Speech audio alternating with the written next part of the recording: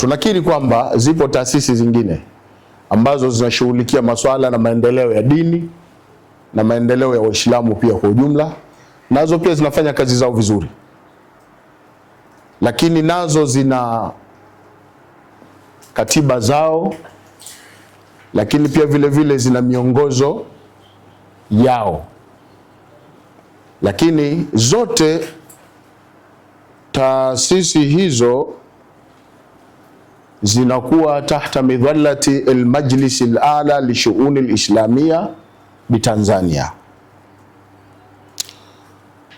na ndio maana nchi nzima inakuwa ina mufti mmoja, na mufti huyo ndio anakuwa ni chaguo la Waislamu.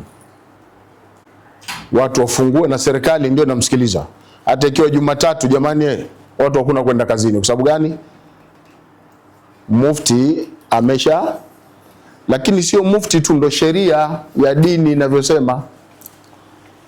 Na tumeshuhudia hata wenzetu wengine ambao wako tofauti na sisi, wakitoka nje huko ya nchi kama Saudi Arabia, nchi zingine, wakiulizwa, bwana, sisi labda hapa kuna wengine tuswali Idi mbili vile na vile, ukiri kwa kusema kama nchi na mufti anatakiwa asikilizwe mufti wa nchi hiyo, na watu wote wafuate kauli ya mufti na shekhe mkuu wa Tanzania, endapo kama nchi itakuwa ina mufti. Yani hatumaanishi kwamba kuna wengine hawapiti zile subulan fijaja, vichochoro. Wapo wengine wanapita subulan fijaja. Nitie nguvu, tumezungumzia kuwa baraza letu linatuunganisha, Baraza Kuu la Waislamu Tanzania, BAKWATA. BAKWATA ni taasisi mama ambayo inaongoza taasisi zote zingine za Kiislamu, zinakuwa chini ya mwavuli wa Baraza Kuu la Waislamu Tanzania, BAKWATA. Na msemaji mkuu wa mwisho wa Waislamu nchini Tanzania ni mufti na shekhe mkuu wa Tanzania, na mufti ana baraza lake, baraza la ulama. Lakini kwa ngazi za mikoa, wasemaji wa mikoa ni mashekhe wa mikoa kwa mujibu wa katiba yetu ya Baraza Kuu la Uislamu Tanzania, BAKWATA. Tukasema kwamba hatumaanishi kwamba hakuna taasisi zingine, zipo na zenyewe zinafanya kazi ya dini, lakini taasisi ambayo serikali inafanya nayo kazi kwa karibu ni Baraza Kuu la Uislamu Tanzania, BAKWATA. Lakini nimezungumza kwa mujibu wa nafasi yangu kama shekhe wa mkoa, ni msemaji mkuu wa Waislamu wa mkoa wa Dodoma. Baraza langu la mashekhe ambao ndo wana nafasi renki ya pili baada yangu, ambapo pale kuna yeyote anaweza akawa shekhe wa mkoa katika wale baraza langu ambalo ni watu 10. Na leo tunao hapa. Wapo kina Sheikh Juma Uthman Kemo, wapo kina Sheikh Bunyamini bin Abbas, yuko Sheikh wa wilaya Mpwapwa, yuko Sheikh wa wilaya Chamwino na wengineo.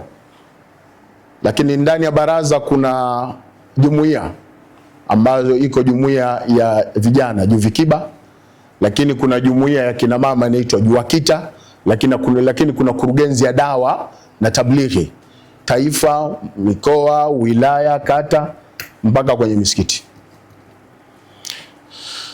Lakini nimesema kwa mujibu wa nafasi yangu niliyokuwa nayo, tuna kawaida kuwa na vikao kama baraza la mashekhe katika kuchunga nidhamu na maadili.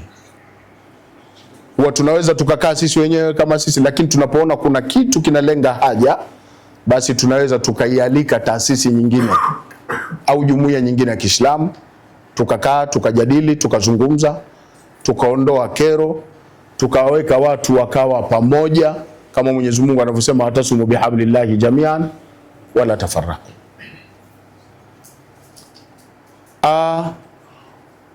Kwa Kwa nini Baraza Kuu la Uislamu Tanzania BAKWATA ndio taasisi mama? Kwa sababu tiketi ya kuwa wewe mwanabaraza ni kutamka lile neno la ilaha illallah Muhammadur Rasulullah, kwamba hapana mola wa haki apasaye kuabudiwa kwa haki isipokuwa Mwenyezi Mungu mmoja tu, na kwamba Nabii Muhammad sallallahu alaihi wasallama ni mtume wa Mwenyezi Mungu.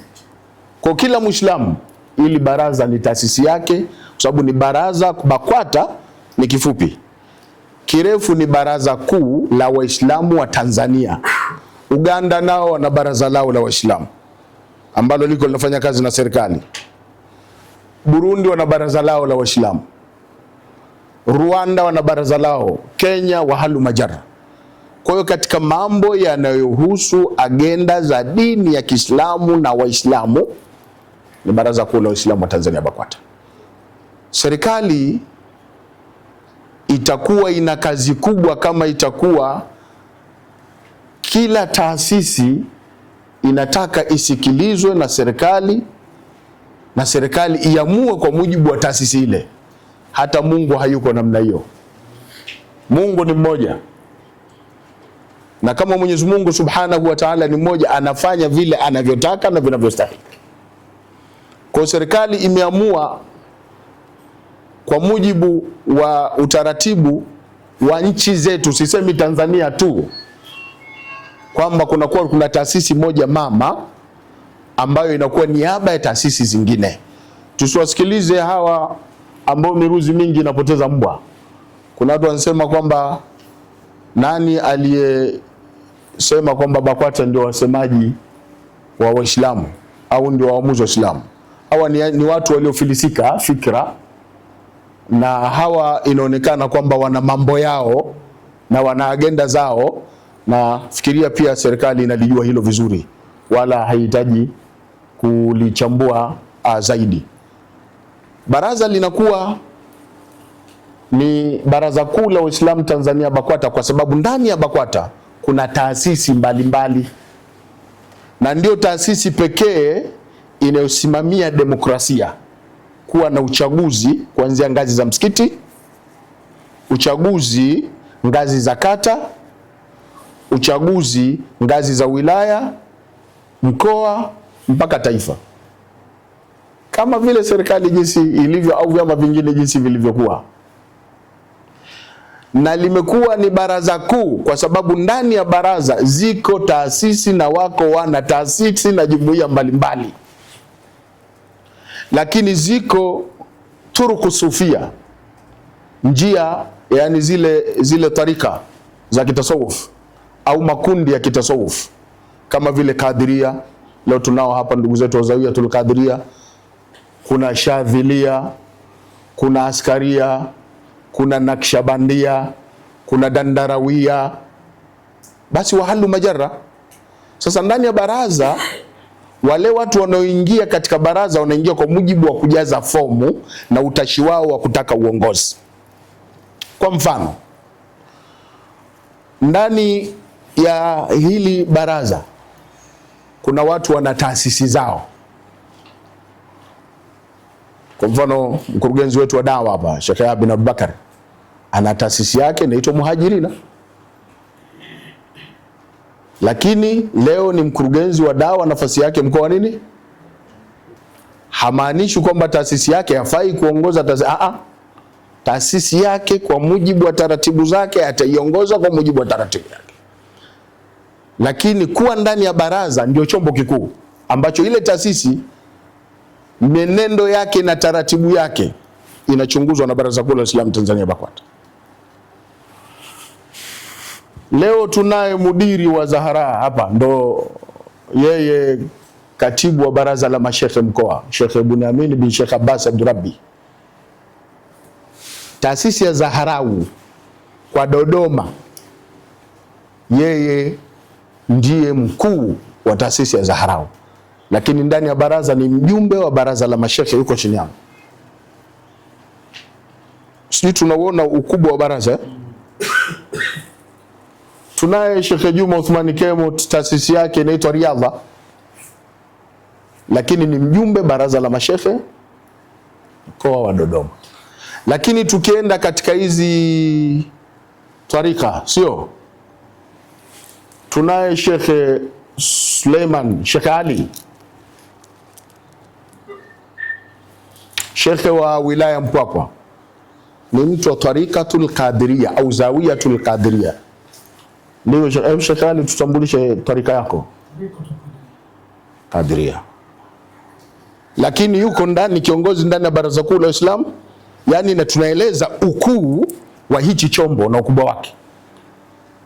Lakini tukienda hata mimi mwenyewe niliopo na ijaza sijui zilizopungua ngapi, nimepewa ijaza na Sheikh Afifuddin Al-Jailani, mjukuu wa Sheikh Abdul Qadir Al-Jailani qaddasallahu sirrahu al-aziz, amenipa ijaza.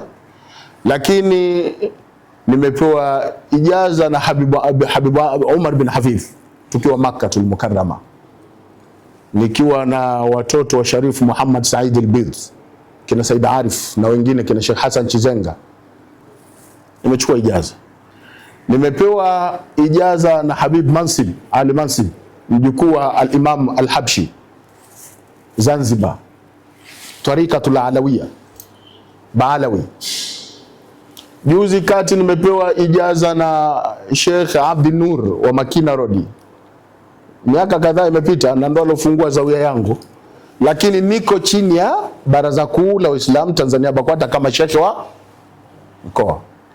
Tukiangalia hata baraza la ulama, yuko Sheikh Talha Abdallah Kibari, yeye ni mjumbe baraza la ulama, ni mtu wa Kondoa, lakini wakati huo huo yeye ni mwana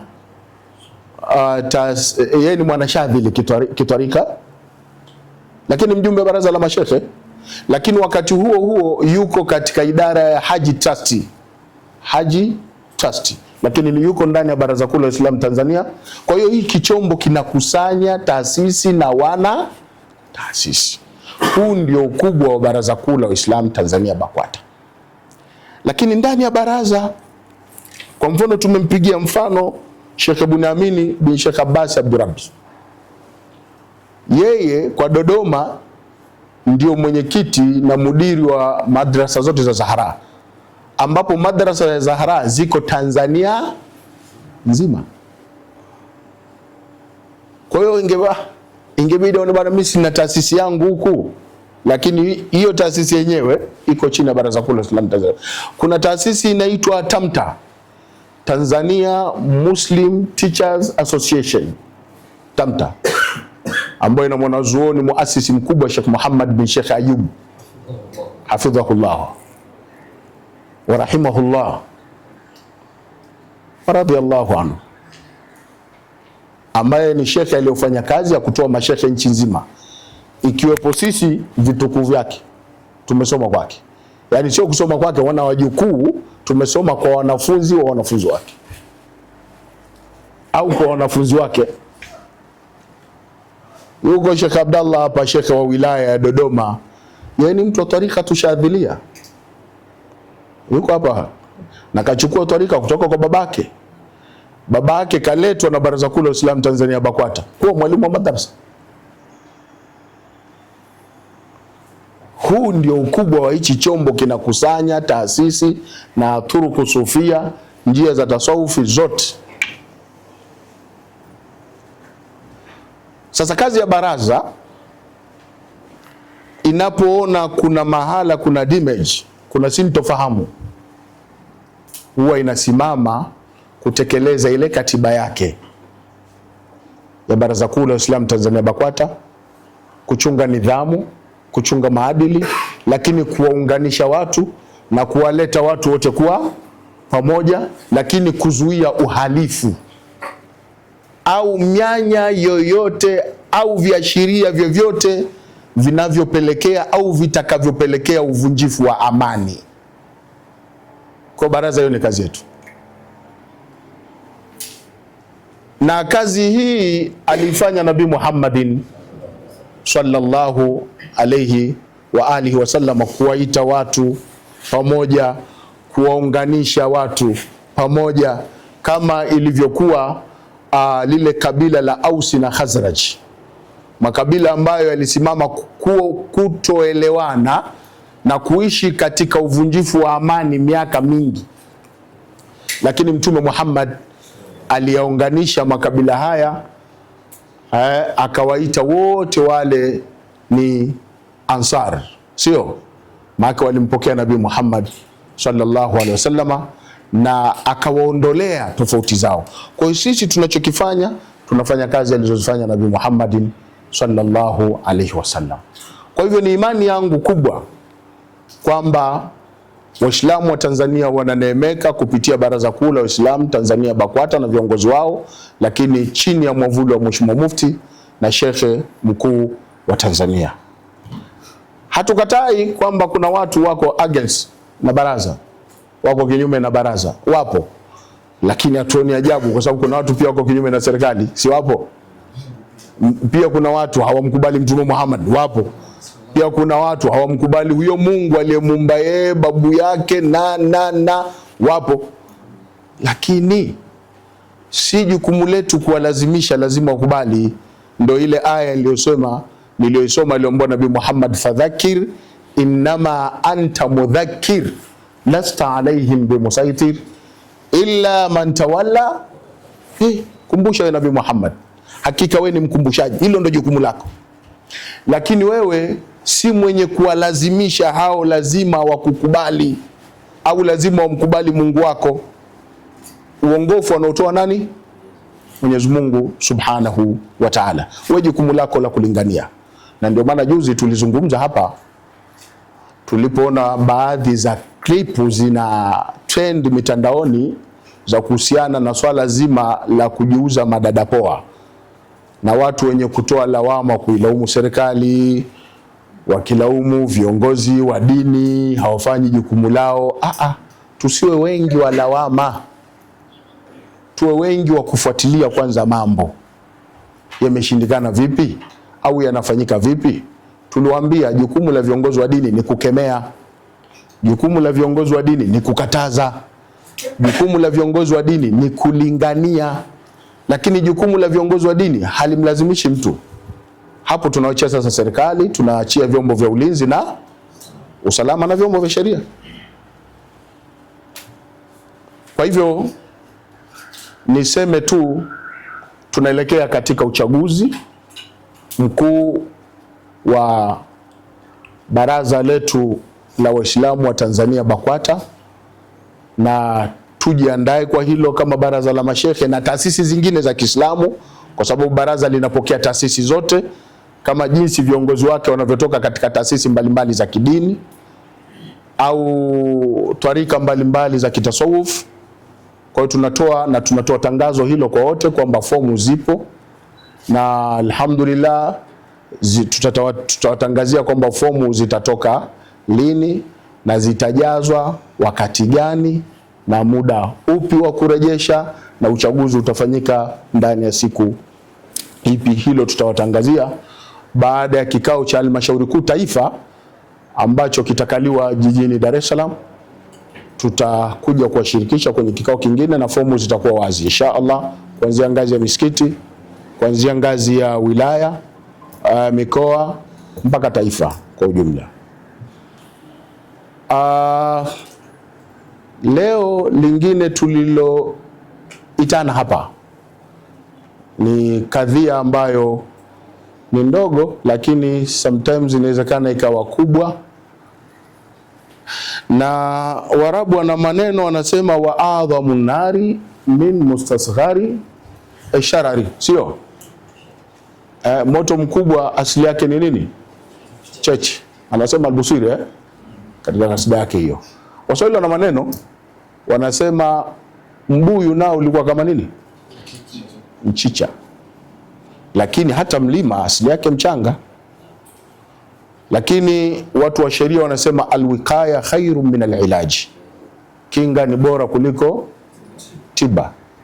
Lakini Waswahili wana maneno usipoziba ufa utajenga ukuta. Siku zote tumezoea mambo kuyadandia kwa mbele, kuanza kupiga mayowe, lakini chanzo tunakijua au tatizo tunalijua. huwa tumezoea hatulitibu lile tatizo.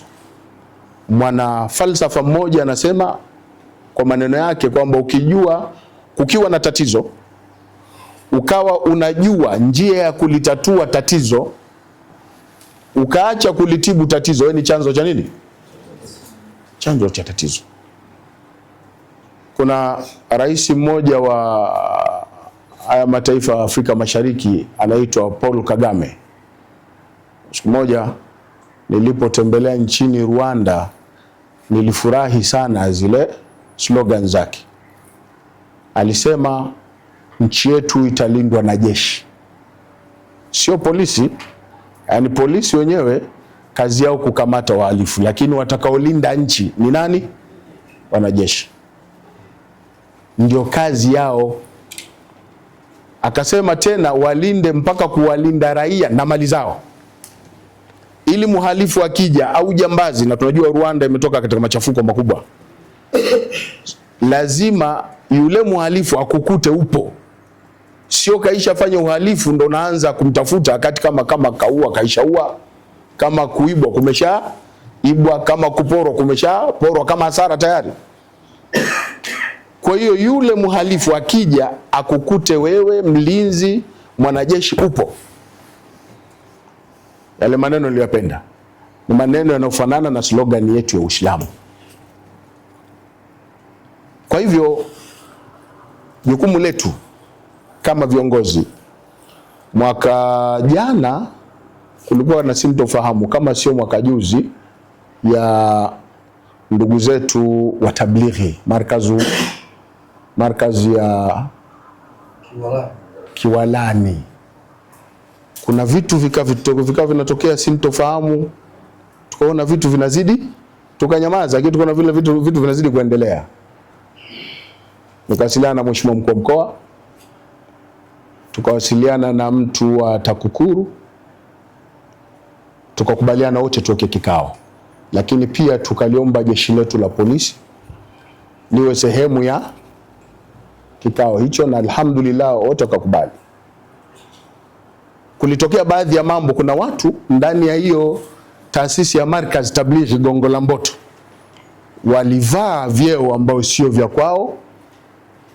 Kwa hiyo wakataka kuisababishia ile taasisi kuonekana haitendi kazi zake kama ipasavyo, lakini na hatimaye kutaka kulichafua baraza.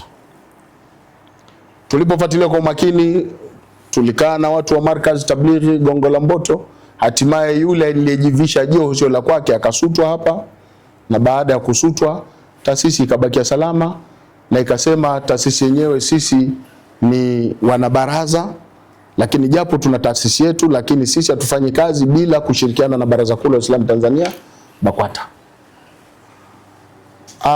Sasa la leo tuliloitana na ndugu zetu wa Zawiyatul Qadiria, ambayo zawia hii ni kubwa Tanzania, na mimi naheshimu sana zawia hii kwa sababu muasisi wake ni wali wa Mwenyezi Mungu Subhanahu wa Ta'ala, Sheikh Muhammad Nasoro radhiyallahu anhu, ambaye leo nadhani kijana wake yupo hapa,